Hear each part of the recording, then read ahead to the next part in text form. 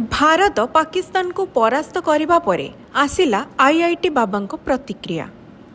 Champions trophy रे भारत पाकिस्तान को 6 wicket रे परास्त करिछि, किंतु महाकुंभ रे वायरल होइतिबा आईआईटी बाबा दाबी करथिले जे पाकिस्तान भारत को परास्त करिबो। तांकर भविष्यवाणी सत हेबो बोली से कहिथिले। तांकर एही वीडियोटी मध्य बहुत भाइराल होइथिला। हेले आईआईटी बाबांको भविष्यवाणी संपूर्ण भूल प्रमाणित हैला एवं भारत पाकिस्तान को शोचनीय भावरे परास्त करिथिला। एबे एही विषय रे आईआईटी बाबांको बयान सामना को आसीछि।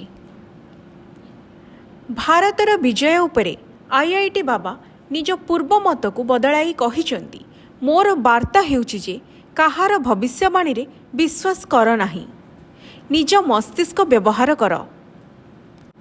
भारत पाकिस्तान मैच पूर्वरु आईआईटी बाबा दाबी करथिले जे जेते चेष्टा कले मध्य एथर पाकिस्तान जितिबो, भारत जितिबो नाही।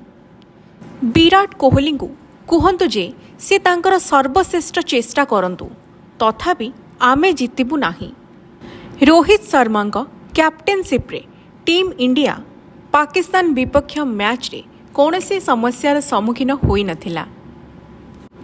242 रन टार्गेट को पीछा करी विराट कोहली अपराजित 100 रन करथिले।